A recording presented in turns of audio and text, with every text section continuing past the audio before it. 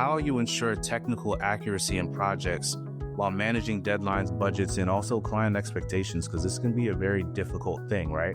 Yeah, and you know what? There are ways and means of doing that, meaning balancing technical accuracy with timelines, budgets, and client expectations. I think it requires a very structured yet flexible approach. So, what I do is I start building a strong foundation with clear project scopes, defined milestones, and a robust, I would say, communication channel. Did you know that 67% of executives say that technical expertise is essential for effective leadership in engineering and project management? Yet balancing expertise with leadership, teamwork, and business development remains a major challenge in today's AEC industry. In this episode, I'll be talking with Tejal Patel, an associate and also a client manager at T&M Associates, about how she navigates this balance. We're going to be exploring strategies for maintaining technical expertise while leading teams, managing multiple roles, and also building lasting client relationships, as well as also the challenges of shifting into business development and fostering team growth for long-term success. I'm your host, Matthew Douglas, and this is the AEC Project Management Podcast. But before we get started, here's a quick word from our sponsor for this episode, PPI, a Kaplan company. PPI provides expert prep courses and study resources designed to help you pass the FE and PE exams the first time. PPI's live online courses include hours of lectures, problem-solving demonstrations, exam strategy sessions, office hours, and a passing guarantee. Check out PPI today at ppi2pass.com to see all the options available for FE and PE exam prep. Now let's dive into today's episode.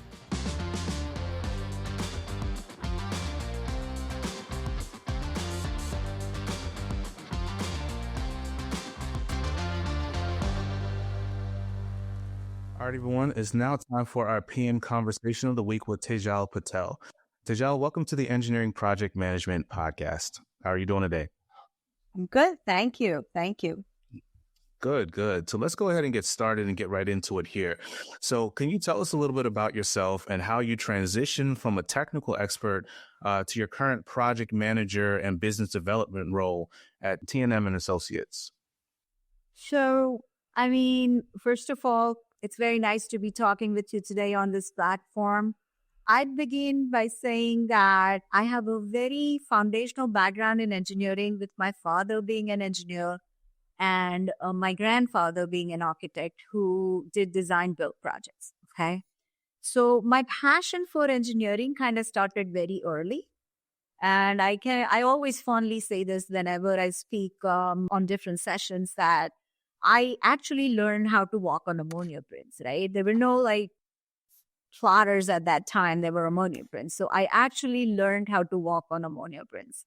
I started visiting job sites with my grandfather since I was 15 years old. I have a bachelor's and a master's degree in civil engineering. And I strongly believe that education is an investment that keeps giving dividends over time, right? So with that being said, I have been in this industry over 25 years, not counting my teenage experience or my educational journey.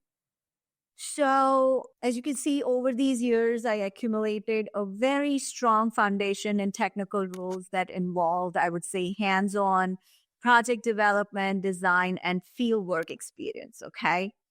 And over time, as I grew in experience, I would say that I transitioned from a technical role to a project management and business development role, which was both kind of a natural evolution as well as a strategic decision on my part.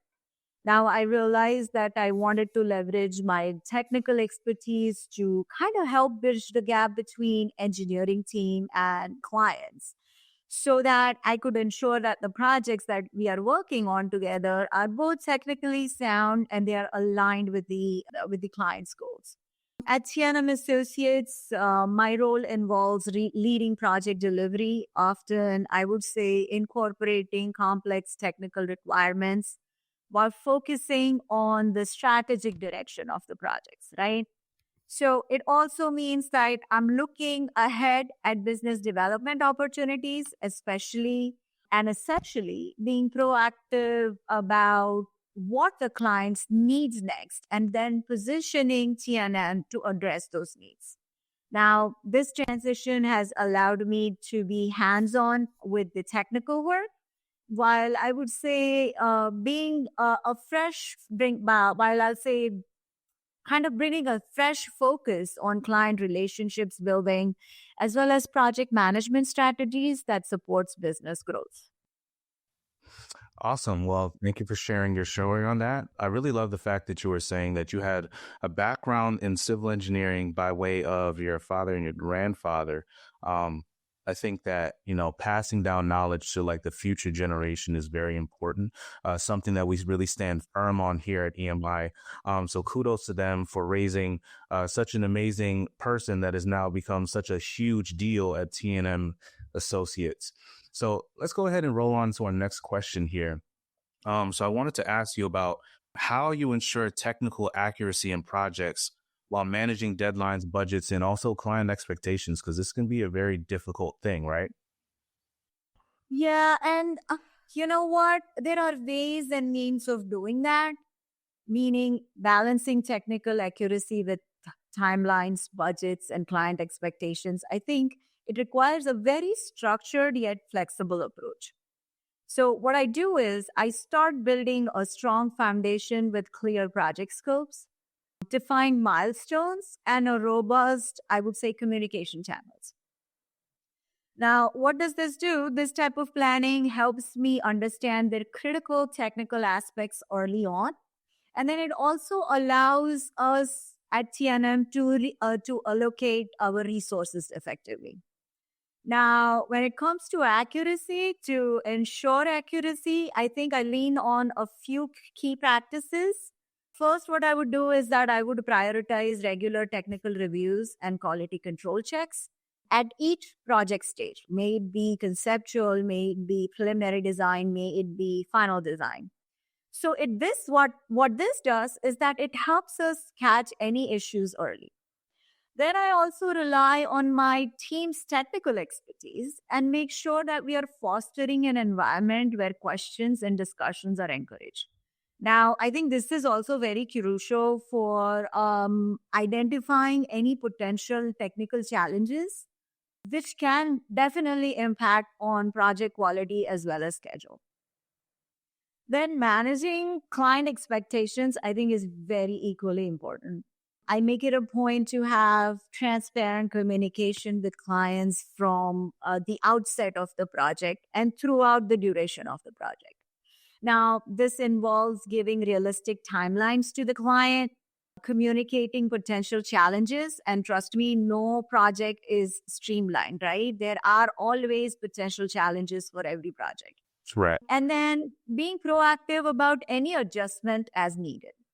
So by setting these expectations and actively managing any changes, we are able to maintain trust and keep projects on tracks without, I would say, compromising quality. Good, good, good. So my next question is kind of going to be diving into like your team, right? So you have a variety of people of different levels of technical expertise that are working with you on your projects, right? So what strategies do you use to leverage the strength of those technical experts within your team while maintaining your leadership oversight? So I kind of firmly believe that leveraging the strengths of technical experts on the team starts with, and this is very basic, it starts with recognizing and understanding what each member of the team brings to the team, right? Their unique skills as well as their knowledge areas.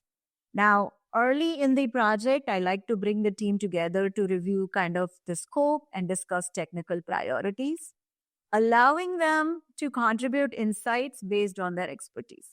Now, what this does is that it not only enhances the technical accuracy, but it also empowers individuals to take ownership of specific project components. Now, the second part in terms of maintaining oversight, I kind of focus on setting clear goals and establishing checkpoints rather than micromanaging, right? I trust that the team to handle their areas of expertise while I kind of maintain a high level view of project alignment, timelines, as well as client expectations. Another thing I kind of do over time is regular check ins, right? As well as milestone reviews, which help me to stay informed and provide opportunities to address, I would say, any questions or any type of obstacles that my team is facing. Now, what this does is this helps balancing the team empowerment, right? Like, as well as with structured leadership oversight. Now, with this, what I do is I ensure to stay on track without compromising creativity and technical contribution that each expert brings in. All right, awesome. Well, I love what you said there. And I think that, of course, here at EMI, one of the things that we get into the most is learning and development engineers with younger engineers looking to become managers and leaders in the AEC industry. And I think that, just having like a high level overview perspective and also having that technical expertise, you're able to lead and teach at the same exact time, which is very important for any leader to be able to do. So kudos to you for that. And also, I wanted to kind of get into more of a conversation about technical expertise, because as we, talk to any of our clients, they are looking for people that are very good at what they do, right? They're looking for people that know how to walk the walk and talk the talk, right? So in your transition into business development, how did your technical background help you to build credibility with your clients? And what challenges did you face along the way that might have kind of hindered you a little bit? And how was really having that background in your technical expertise really helped you to like really lock these clients? And how has it made them trust you? So I think my technical background has been instrumental, I would say, in building credibility with my clients. When you come from a very technical role, which I was previously at the initial stages of my career, I think when you come from that role, you can engage with your clients at a deeper level regarding project complexities and specific, I would say, very specific technical challenges that they might face on a project. Now, I think, in my opinion, the clients appreciate that level of understanding, as it shows that I'm not only there to manage or sell a service, but to ensure that it's designed and implemented with the technical rigor that they are expecting. What it also does is that it also allows me to anticipate potential issues proactively and suggest solutions that are rooted in practical experience. Now, I'm still going to say that the transition to business development came with its own challenges. Now, shifting from a primary technical focus to a role that emphasizes relationship building and strategic planning required me to kind of adapt and build new skills. In my opinion, we never kind of stop learning to build new skills, right?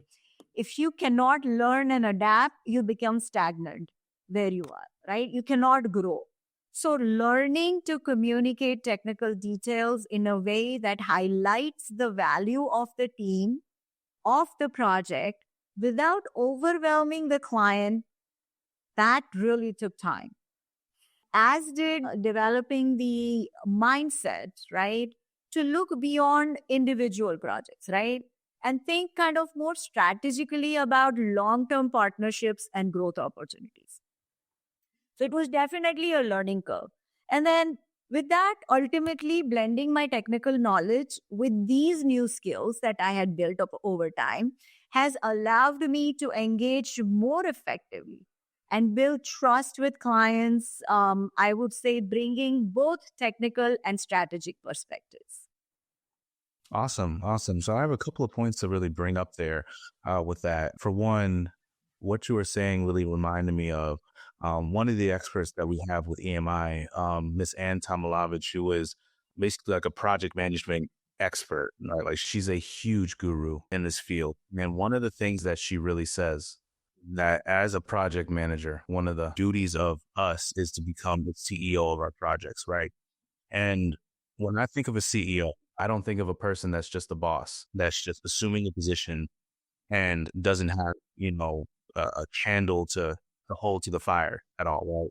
They have to be a person that knows how to do everything when it comes to a project. You have to be able to know every single little component that goes into a project that you're getting yourself into.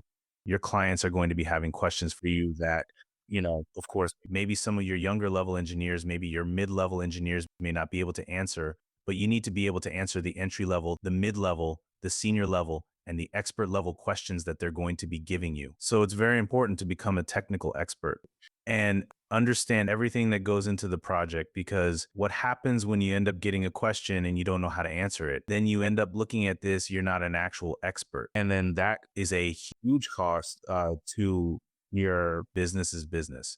That can lead to them questioning your expertise, them questioning like your worth. You questioning your worth as well. That's going to be something that's really, really bad.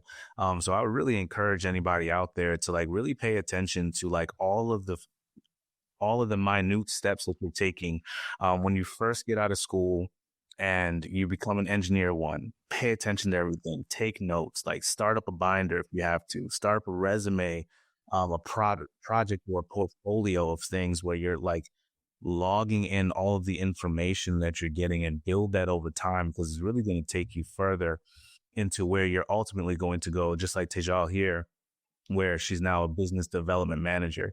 And I think also that people hear the term business development manager and they're just thinking business, right? But it's a little bit different when it comes to engineering.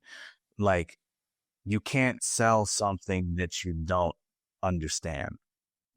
That makes a lot of, I think it makes a lot of sense. I mean, if you're watching this and you don't think it makes a lot of sense at all, I'm not really sure what to tell you at this point. But I mean, we have an expert that's telling you this. So I think that, it's pretty important for you to understand that.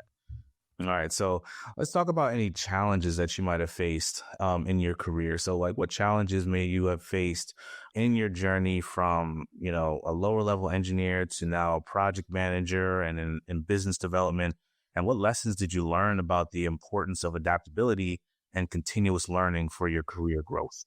So, like I said, this was a strategic thought process at my side, right? Like where you're going, you are a technical expert at one point doing all the ground level work, and then you rise up to project management and then to business development. Now, we talked about technical aspect as well as the business development aspect. Now, when you're transitioning into project management, into business development, I think it came with a lot of challenges, especially when I was managing multiple priorities while navigating clients' needs as well as team dynamics. Now, one of the initial hurdles I think that I faced was shifting from, and this is real, like this is shifting from a very detail-oriented technical role. Engineers by default are very, very technical, right? They're very detail-oriented. So the initial hurdle was that I had to shift from a detail-oriented technical role to a position requiring broader oversight and decision-making. So I had to quickly learn to prioritize without kind of losing sight of technical accuracy or client expectations, which was a balancing act on its own. Now, business development was another area that I had to grow. Learning to approach client interactions with strategic mindset and to communicate the value of our work effectively. That was an adjustment. Now, these experiences, they kind of taught me the critical importance of adaptability and continuous learning. If you're not learning, you're not growing. Project management and business development, they both require a readiness to pivot. Okay. You need to know how to pivot when unforeseen challenges arise, whether due to client feedback, Client might want something else. Or budget constraints. You have used the budget on a project. Now what? Or there are some technical issues on the project. So I learned that being flexible and open to new approaches along with actively seeking feedback, okay? That makes a huge difference in achieving project success. Now, another thing is that continuous learning, both formally and informally. That is also equally essential. It's helped me not only deepen my skills, but also stay engaged and innovative in my career. This kind of adaptability has ultimately allowed me to grow and thrive in roles that I would say bridge the technical, project management, and client focused responsibilities. Awesome. And I mean, to your point, I could not agree more. Being adaptable has to be one of your number one priorities as an engineer, because you're going to get a lot of different roles and responsibilities that maybe you don't actually really want to focus on. Like, you could be starting off as a water resources engineer for some specific point in time, but then you might be assigned to some project where you're out in the field doing, field testing or field investigations. And maybe that might not be your strength, but I mean, you have to be adaptable. It's going to take you to that next level. And it shows that you're actually willing to, willing to be down for the team, for lack of better word. Yeah. So I want to go on to the next question here and ask you about how you explain technical concepts in simple terms to clients. And can you share an example of how having good client relationships led to repeat business or new opportunities? Sure. So, explaining the technical concepts in simple terms, you have to understand that the client that you're sitting in front of is not an engineer, right? You need to focus on the client's perspective and tailoring the information to what's most relevant for their goals, right?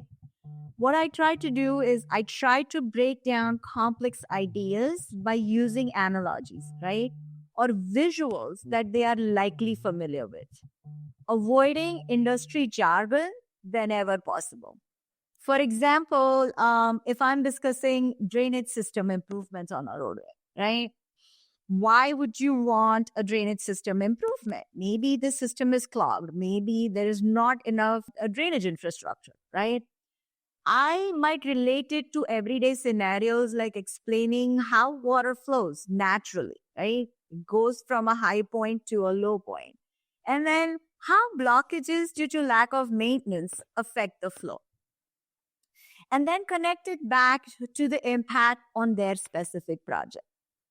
Now, I think good client relationships are built on clear communication. And one most important thing is trust. They need to trust you. You need to trust them. And then your willingness to listen. You can't keep talking. You have to listen what they have to say. Now, I think one example that comes to my mind is a recent project. I think this was during COVID that we had worked on. And it was a phase one improvement of a trail connection project, okay, on a roadway. They had Green Acres property. There were several trails in there, and they wanted to connect an existing sidewalk on a roadway to that trail system, right? So it was COVID, but we had worked very closely with that client to deliver this successful roadway as well as sidewalk design and trail connection construction project.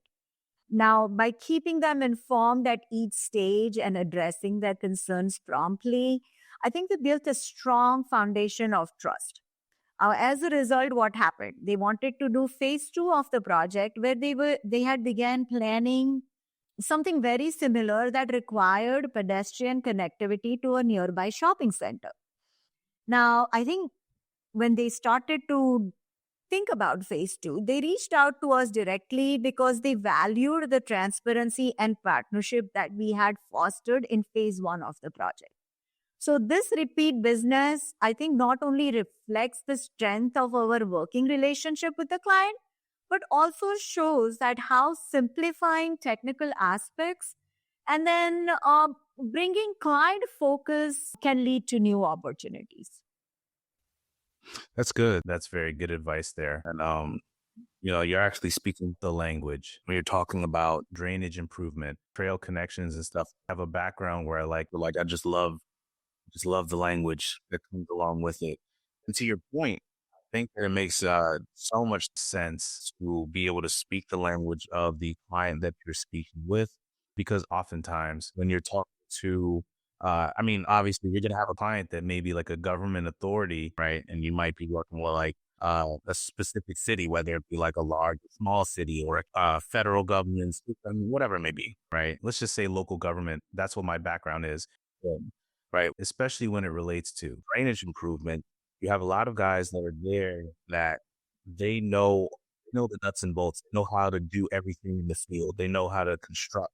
They know pipes that are in the ground that have been there for last, 50 to 60 years and that have not collapsed out there. So anyways, I want to move on to the next question here. I want to ask you about how you mentor young engineers to develop both those technical levels of expertise and also management skills while fostering an environment that promotes innovation and also business growth at the same time.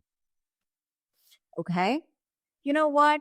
I didn't learn everything by myself, right? I had a mentor at one time, right? So I kind of mentoring younger engineers as in turn one of the most rewarding parts of my role.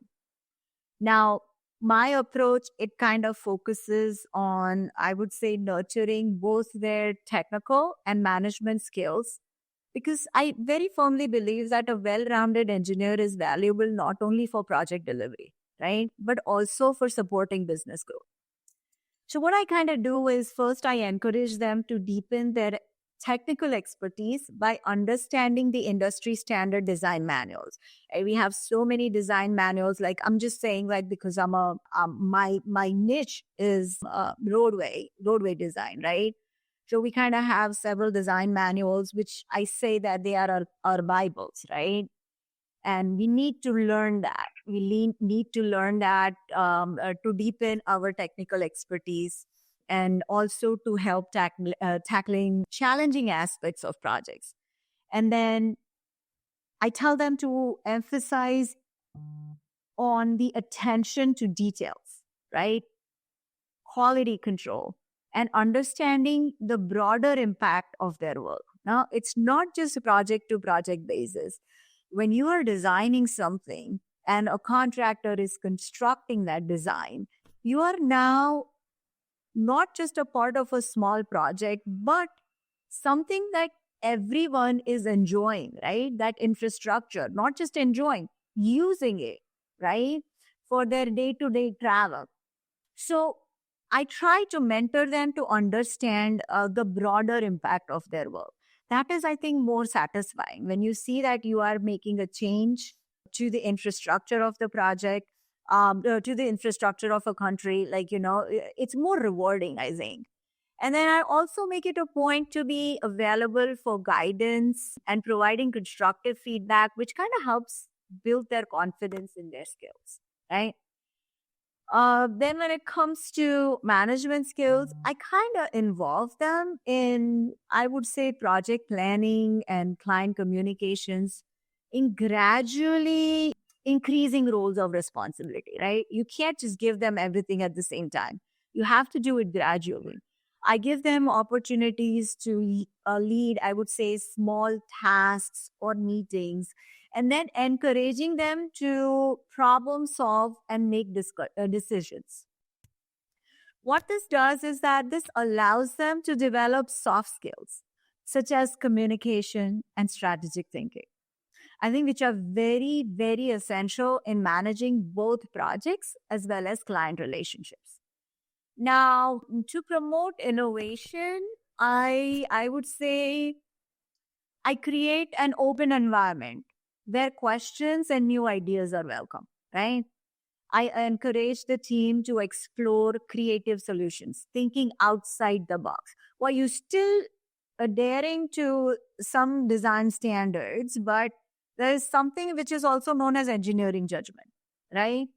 So what I do is I encourage them to explore creative solutions, and then I assure them that mistakes are a part of learning process.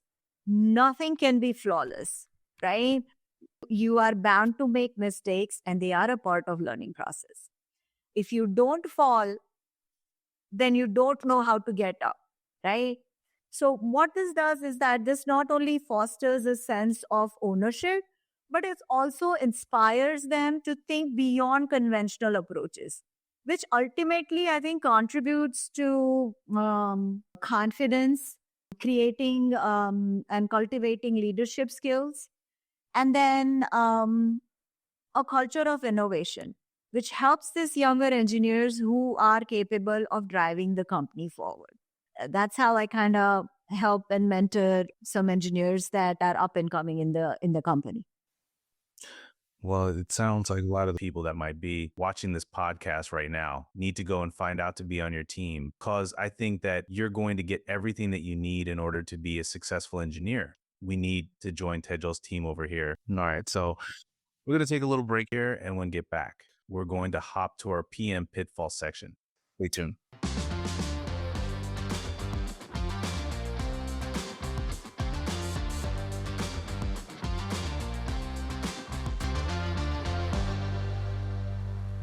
Everybody, welcome back to this episode of the AEC PM podcast. We're here with Tejal Patel, and we are now in the PM Pitfalls hot seat. So, Tejal, we want to ask you, what is a PM pitfalls that you've identified in your career? How would you recommend that any engineer or manager overcome that PM pitfall? A pitfall. All right. So I think one of the biggest pitfalls I have observed in project management is underestimating the importance of clear and consistent communication, both with the client and the process. Now, I think it's very easy to assume that everyone has the same understanding of project goals, right? It's very easy because you know certain things, you assume that the other person knows it too. So, like, same understanding of project goals, same understanding of timelines, same understanding of expectations. But I think these types of assumptions, they lead to costly misalignments and delays down the line. I mean, this is especially critical when balancing multiple projects or working with cross-functional teams. Just for an example, right? If you're doing a roadway design, and I keep bringing roadway design because that's what I think of more when I think about the projects that I work on. You know, roadway design, it's not just the vertical and the horizontal geometry of the roadway. It's also about improving the drainage of the roadway. It's also about installation of traffic signals, which is another, traffic engineering is another field in its own self. So these are cross-functional, right? You need to make sure that you have consistent communications about timelines between the drainage team, between the traffic engineering team, between the roadway team, and so on and so forth. Now, I recommend that you established a structured communication plan from the very beginning of the project, right? Regular check-ins, milestone updates, and open channels for questions. They kind of help everyone stay aligned and aware of any shift in project needs. Now, another thing as a PM, you want to set the tone when you are transparent and communicative. I think the team is more likely to follow suit, and then the clients, they kind of feel more engaged and more informed.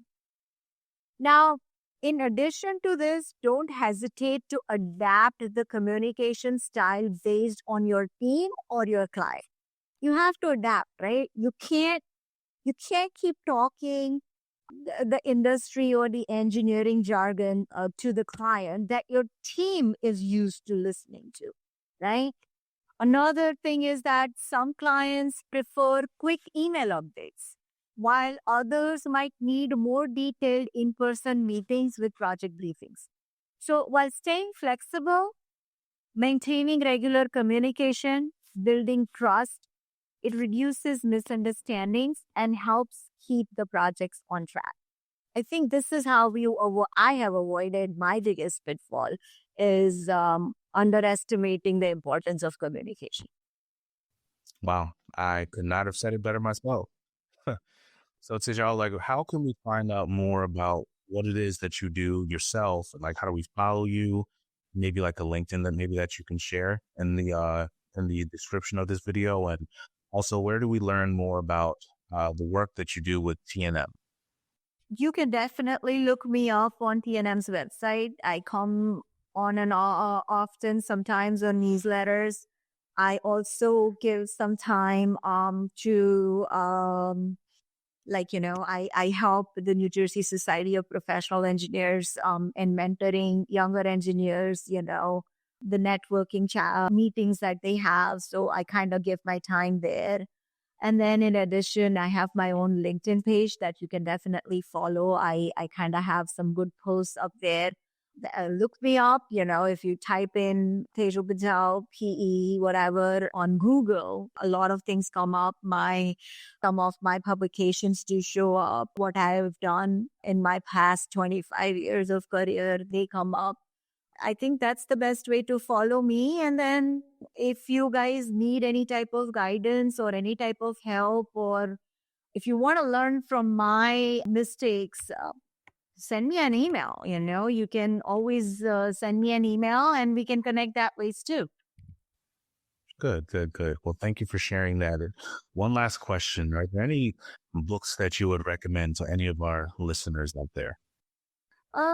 Several books. I think one is How Big Things Get Done. That is one book that I have read and I kind of really liked it. Another one is The Engineering Executives Premier, right? That is something that I really liked while I was reading. And another thing, I always feel that, you live and learn, right? So Absolutely. you have to think about any project or any pitfalls very positively. So the power of positive thinking, I think that is a book that I always recommend. I think these are the 3 books that are really good, and I would recommend everyone, any engineer, to read. Awesome. Well, we'll be sure to share those books down in the description of this video so that everybody out here, all of our guests, can get ahead and take a look at these books, and also get ahead with getting connected with you on LinkedIn. We are praying and hoping that you get a lot of different connections and a lot of people that are sharing and learning from these books and the resources that you shared. And we also thank you very, very much for joining us for this podcast. We've learned a lot, and I've definitely enjoyed my time. Thank you. Oh, thank you very much. I enjoyed this podcast very much. So it was great. Thank you so much. Good. All right. Take care. Please remember that you can find the show notes for this episode at aecpmpodcast.com. And there you're going to be finding a summary of all of the key points that we discussed in today's episode, as well as any of the links to any of the resources that we talked about, including any websites or any books mentioned during this episode as well. Until next time, I wish you all the very, very best in all of your project management endeavors. Take care.